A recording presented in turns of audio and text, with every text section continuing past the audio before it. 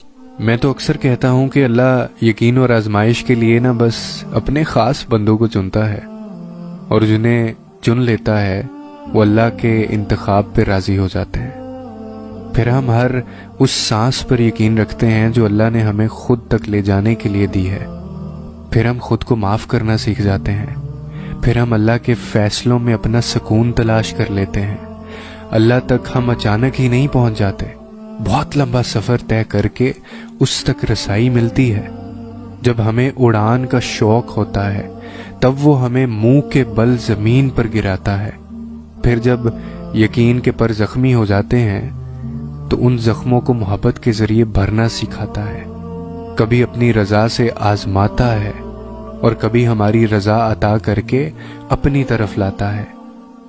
وہ ہم سب کو مختلف ذرائعوں سے پرکھتا ہے، آہستہ آہستہ ہمیں اپنی طرف کھینچتا ہے، پروں کو نئی پرواز سکھاتا ہے، پھر ایسی اڑان سے نوازتا ہے کہ سارا زمانہ دیکھتا رہ جاتا ہے۔ اس کے جواب میں بھی حکمت ہوتی ہے اور اس کی خاموشی میں بھی۔ تم سنا کرو دل لگا کر جو وہ تمہیں بتانا چاہتا ہے۔ مجھ سے زیادہ بے یقین شخص شاید کوئی نہ تھا۔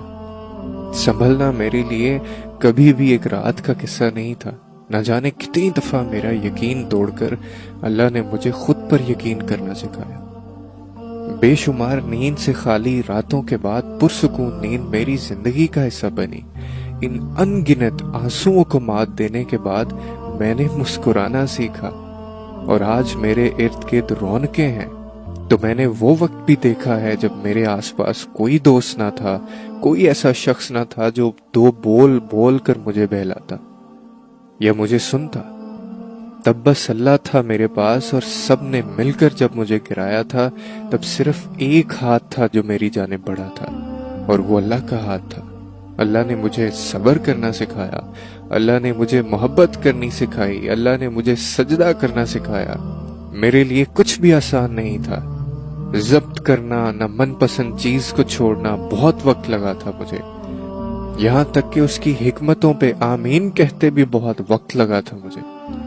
اللہ کے فیصلوں میں راضی ہونے پہ بہت وقت لگا مجھے، مگر میں نے ہمت نہیں ہاری، اور آج مجھے اس ذات پر اتنا یقین ہے اور میرا دل اتنا مطمئن ہے کہ جو تب تھا وہ امتحان تھا، اور جو اب ہے وہ میرے صبر کا صلہ ہے، اور جو آگے ہوگا وہ میرے حق میں بہتر ہوگا۔